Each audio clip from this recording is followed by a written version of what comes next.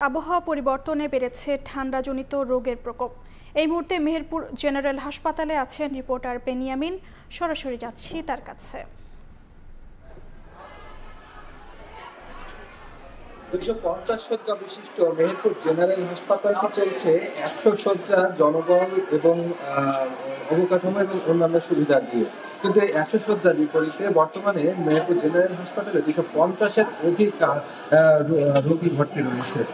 এই আবহাওয়ার যে পরিবর্তন, এই আবহাওয়া ঠান্ডার কিছুটা আভাস আসার সাথে সাথে কিন্তু হাসপাতালে যে সকল রোগীরা ভর্তি হচ্ছে তার মধ্যে অধিকাংশই রয়েছে হাসপাতালে ঠান্ডাজনিত রোগী। এবং ঠান্ডাজনিত এইসব রোগীর ক্ষেত্রে আমরা যেটা দেখেছি যে নিউমোনিয়া, ব্রঙ্কালাইটিস, হাঁপানি, ডায়রিয়া সহ বিভিন্ন রোগী কিন্তু এখানে ভর্তি হচ্ছেন। এবং যে সকল রোগীরা ভর্তি হচ্ছে তার মধ্যে অধিকাংশই কিন্তু শিশু রোগী আমরা পেয়েছি। এছাড়াও নারী এবং পুরুষ ওয়ার্ডে কিন্তু আমরা বেশ কিছু রোগী পেয়েছি যারা হাঁপানিজনিত কারণে, যারা বয়স্ক শ্রেণীর মানুষ, তারা ঘনজনিত কারণে এখানে ভর্তি হয়েছে। এবং শিশুরা বেশি বিপাকে পড়েছে, কারণ অল্পতে তারা ঠান্ডাতে ভুগছেন। এবং হাসপাতালে যারা আছেন আমরা বেশ অনেকেই সিট না পেয়ে হাসপাতালের বাইরে অবস্থান করতে দেখছি।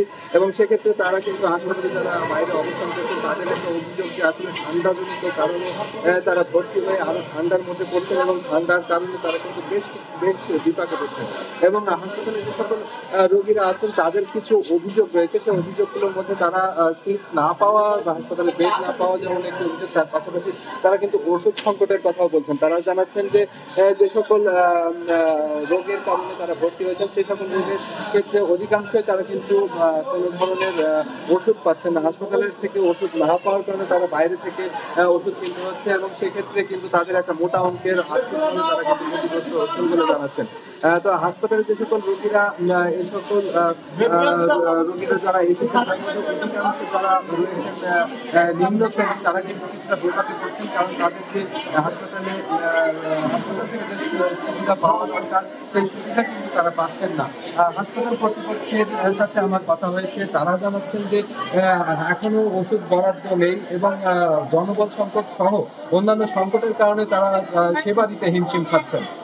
এই ছিল মেহেরপুরের ঠান্ডাজনিত কারণে রোগীদের এবং হাসপাতালের সর্বশেষ খবর। যুক্ত ছিলাম মেহেরপুর জেনারেল হাসপাতালে।